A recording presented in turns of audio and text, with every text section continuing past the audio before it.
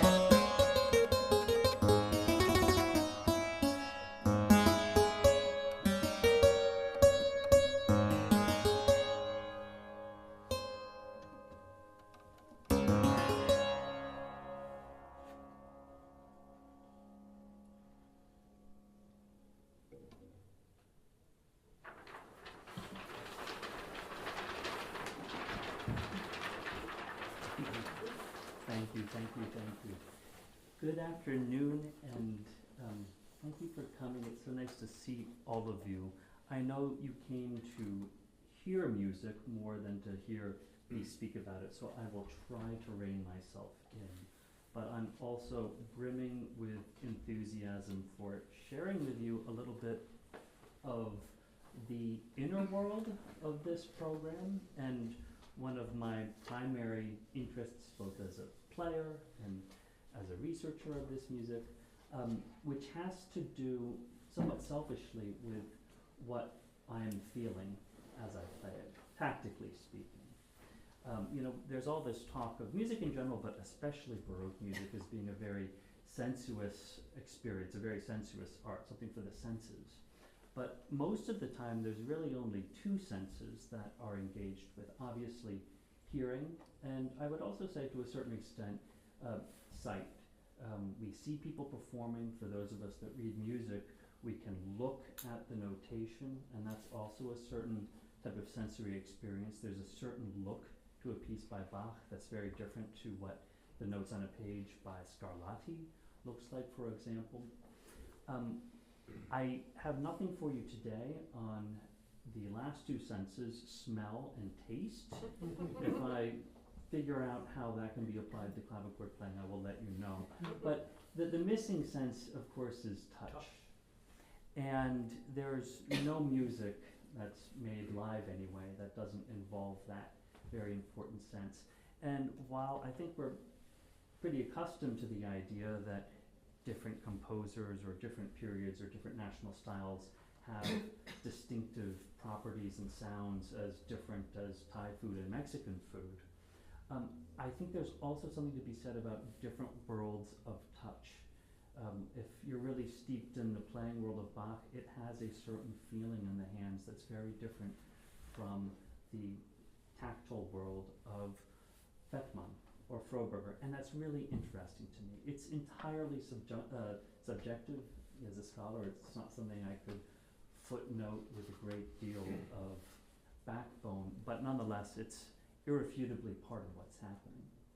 So I'll speak more about this phenomenon and this idea as we go on, but I want to give a little bit of context and connect some of these pieces and composers. That toccata by Weckmann, who's not the most well-known name, but was someone who commanded a great deal of respect in his own day. He personally knew the next composer, Froberger, who was one of the big names of the 17th century. And I wanted to share with you this wonderful account that Johann Mattheson wrote in his Grundlage einer Ehrenpforte, which is this big book from 1740 where he writes about how wonderful all these musicians are and what their life stories are. So he's writing this account about 100 years after it would have happened, so in the middle of the 17th century. He says, Johann Jakob Froberger, court organist to Emperor Ferdinand, arrived in Dresden around this time and brought the elector an imperial letter. My Matthias, referring to Matthias Weckmann, my Matthias, the elector secretly said to Weckmann, would you like to compete on the clavier with Froberger for a gold chain as a prize? With pleasure, Weckmann replied, but out of respect for his imperial majesty, the Holy Roman Emperor, for whom Froberger worked, Froberger shall win the chain. The prize shall be determined outright. After he had played, Froberger immediately asked about someone in the chapel named Weckmann, who was very famous at the imperial court, and whom he would like to meet. Weckmann was standing close behind him, and the elector patted him on the shoulder and said, there stands my Matthias. After greetings were exchanged, Weckmann also played, elaborating for almost half an hour on a theme he had heard Froberger play. Froberger, as well as the entire court, was amazed by this, and Froberger burst out to the elector with the words, this is truly a real virtuoso. The two artists subsequently maintained a friendly correspondence, exchanged letters, and Froberger sent Weckmann a suite in his own hand, in which he set out all the Manieren, is the German word, all the elaborations, the affectations. Set out all the Manieren so that Weckmann also became quite familiar with Froberger's style, die Frobergische Spielart. I love that story, and I think it's nice to have in mind as we pass between these two pieces. Two more quotes, I'll be quick. This idea that Froberger played in a way that was unlike anyone else is really interesting to me. Constantin Huens remarked in a letter to Princess Sibylla von Württemberg, who was one of Froberger's patronesses and also pupil. In a letter from 1668, he says, here too in Holland we have few hands capable of playing these compositions well, which, as your Highness observes so rightly, could hardly be played properly without the original instruction of the composer. Well, I'm very sorry that I've not had that benefit. But I am very inspired by these anecdotes to approach this music from a very personal and individualistic standpoint. Clearly that was going on in some way with Froberger, and doing this business as ordinary might be missing the point. So although I'm very fascinated with what we know about historical technique and the fingering traditions of the 17th century, I think Froberger probably had a bunch of aces up his sleeve and did things a little bit differently himself, so I try where possible to rewrite the book. Now, finally, there is a annotation on this next suite. It says, Nota bene. As Herr Froberger was traveling from Paris to England, he was robbed at sea between Paris and Calais and Dover, to such an extent that he landed in England in a fishing boat without a penny to his name. Having arrived, he then set out for London. Whenever he joined a group of people to listen to music, he was asked to operate the bellows of the organ, which he did, as asked. On one occasion, when he forgot to operate them in his distraction, the word is melancholia, he was kicked out of the door by the organist. It was on this incident that he composed the present Lamentation. There's another story also from a different source, from Matteson once again, where he says that Froberger was suspected of being a spy. He was very cosmopolitan, he traveled quite a bit, and was thrown in jail, and he felt so sorry for himself that he composed a lamentation on some sad broken clavichord. Anyway, he was clearly not just individualistic, but a composer, an individual with a lot of pathos, maybe a romantic way ahead of his day. So this is Froberger's A minor partita that begins with this plaint, which I am told should be played slowly with discretion.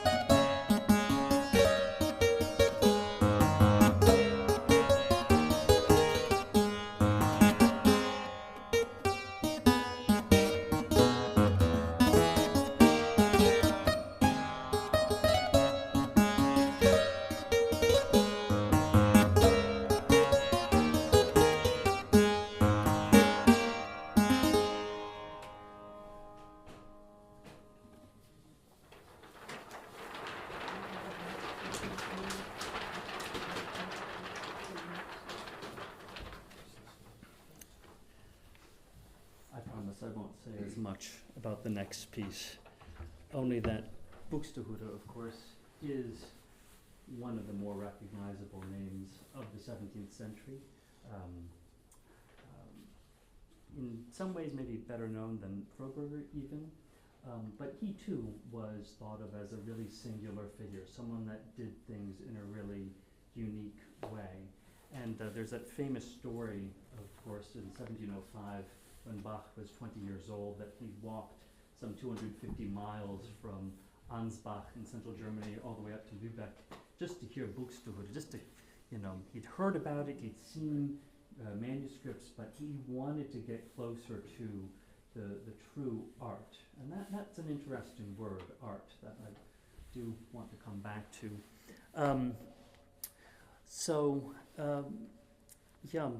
All these composers were known by J.S. Bach, with whom we'll end, of course. Buxtehude being one of the most direct influences and links.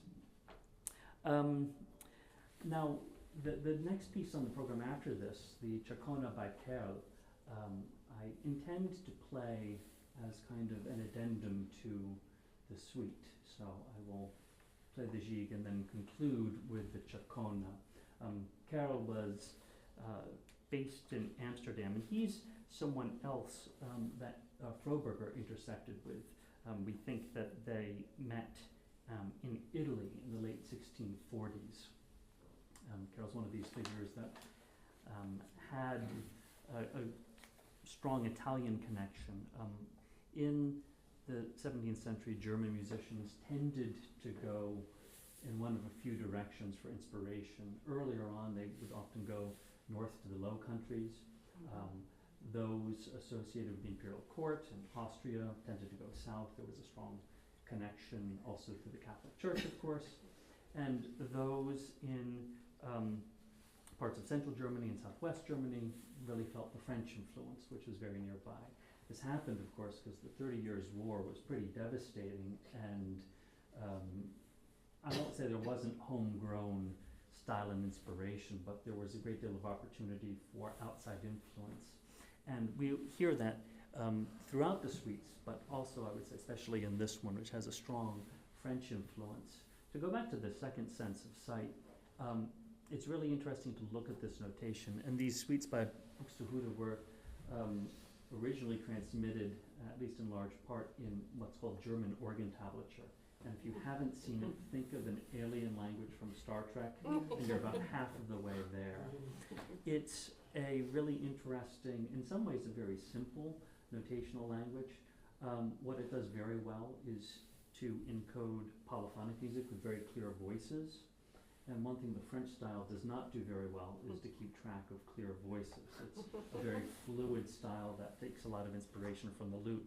And when you look at this notation, it's literally breaking under its own weight as, on the one hand, the de facto notational language of one community is trying to capture the sonic proclivities of another. And this all comes back in my mind to what people were doing with their hands as they improvised, as they imitated. And that tension is reflected in interesting ways. So here's Buxtehude's C major suite, which I'll conclude with the Chaconne by Kerll.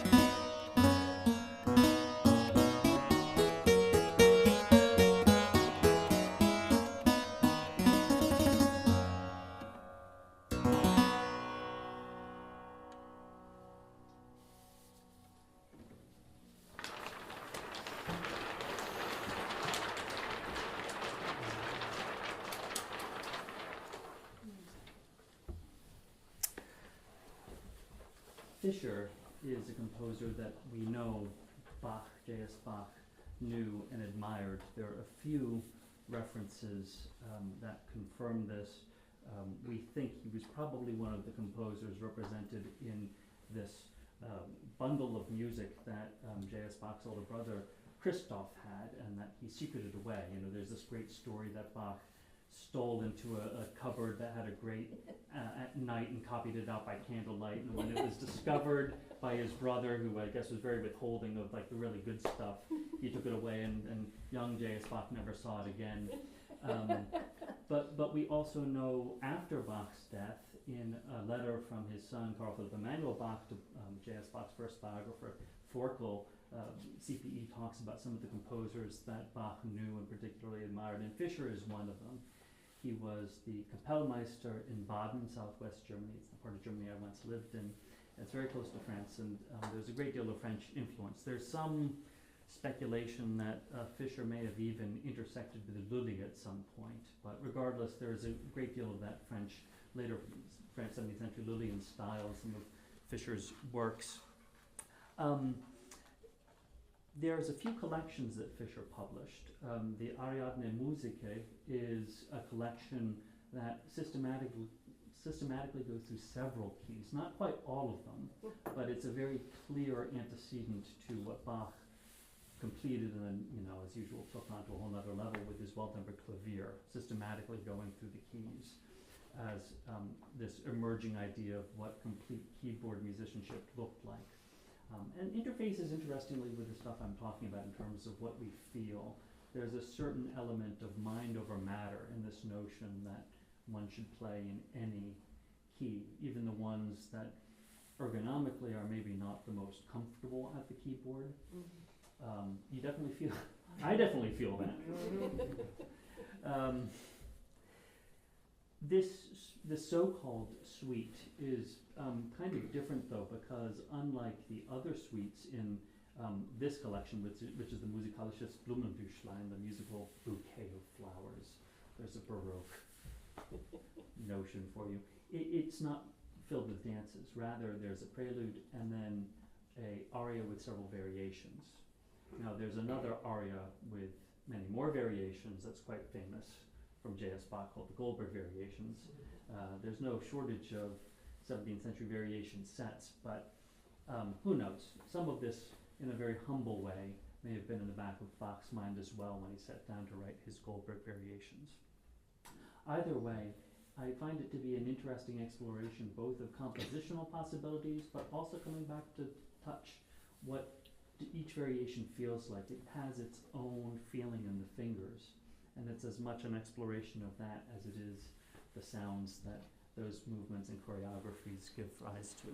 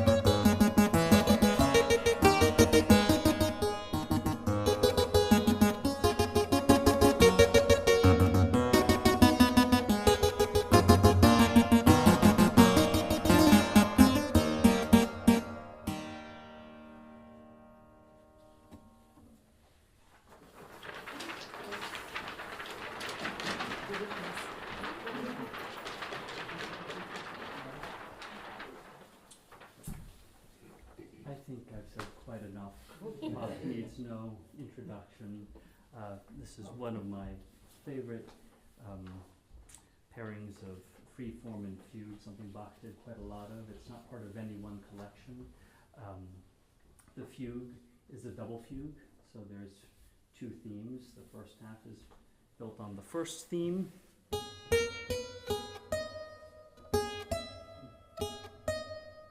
And the second half is built on this other theme, the Passus Storiusculus, as it was called. A difficult passage, which many composers wrote on. Sweelinck famously wrote Chromatic Fantasia, although that's in D minor. Anyway, in true Bach form, he does everything you think you possibly could with each one of them, and then just because he combines them simultaneously at the very end, which sounds amazing and feels amazing. So I hope you enjoyed the Bach.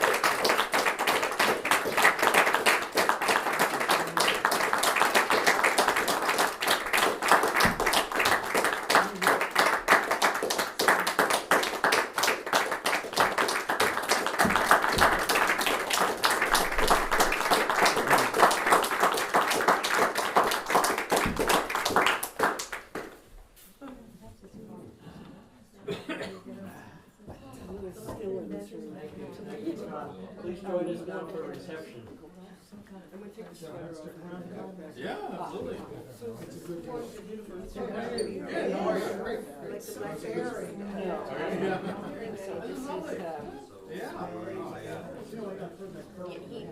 He makes it kind of hard like clavichord.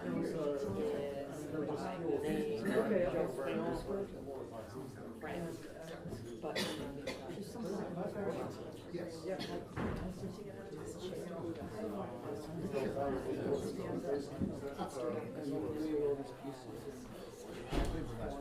Have you been? Good. Travel still? Yeah, it's over now.